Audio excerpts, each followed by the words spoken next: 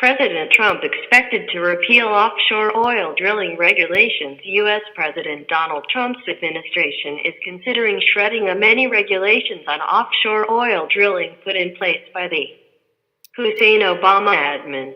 Repealing the rules put in place after the Y2010 Deepwater Horizon crude oil spill could save energy companies almost $1 billion in the next decade. According to a report from the Bureau of Safety and Environmental Enforcement, BSEE, most of these rules are safety regulations that industry officials argue are too broad. Based on BSEE experience during the implementation of the original well control rule, BSEE has concluded that the term safe creates ambiguity in that it could be read to suggest that additional unspecified standards beyond those expressly stated may be imposed in the approval of proposed drilling margins, reads a preamble to the BSEE's proposal, which was sent to the White House on the 8th of December, according to a report.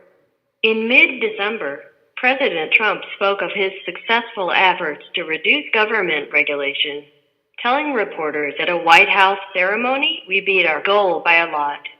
Instead of adding costs, as so many others have done, for the first time in decades, we achieved regulatory savings. Hasn't happened in many decades. We blew our target out of the water. Instead of eliminating 2 old regulations for every 1 new regulation, we have eliminated 22. That's a big difference." President Trump said, "We aimed for 2 for 1, and in 2017 we had 22 for 1, and by the way, those regulations that are in place do the job better than all the other regulations, and they allow us to build and create jobs and do what we have to do." Scientists are still years, if not decades, away from fully understanding the extent of the damage from the 2010 BP oil spill in the Gulf of Mexico. But already, the Trump administration is maneuvering to loosen the safety regulations methodically put in place after the worst oil spill in American history. This is a risky, unnecessary step that all Florida lawmakers should oppose.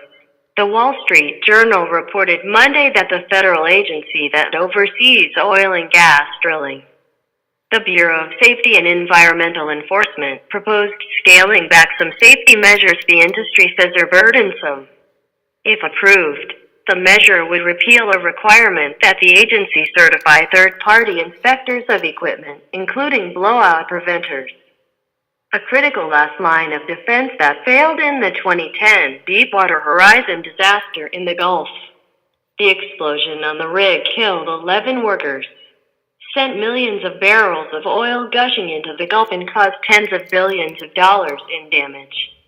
The proposal would also relax requirements that companies stream real-time oil production data to onshore facilities that regulators could review, while the government would retain a standard dictating how much pressure companies would need to maintain while drilling a well. The agency wants to eliminate the term safe from a section of the rule. The industry argues the term safe is moot given that modern safety practices already accommodate that goal. If the changes take effect, they could save the industry more than $900 million over a decade. The agency's justification, according to the Journal, is that the Obama administration's post-Deepwater reforms failed to account for how the industry adapted after the disaster.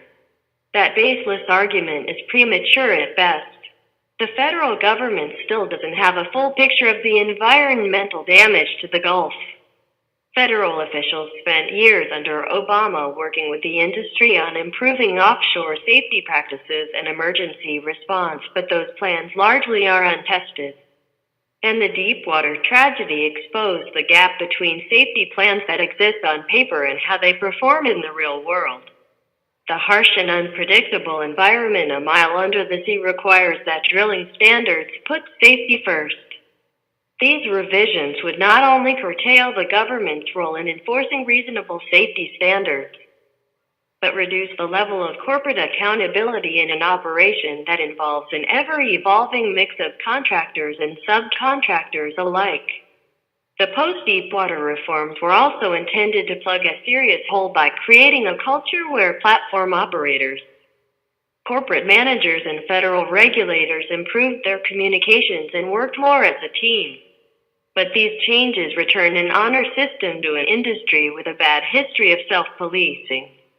And they would keep government more in the dark about an operation that is inherently dangerous.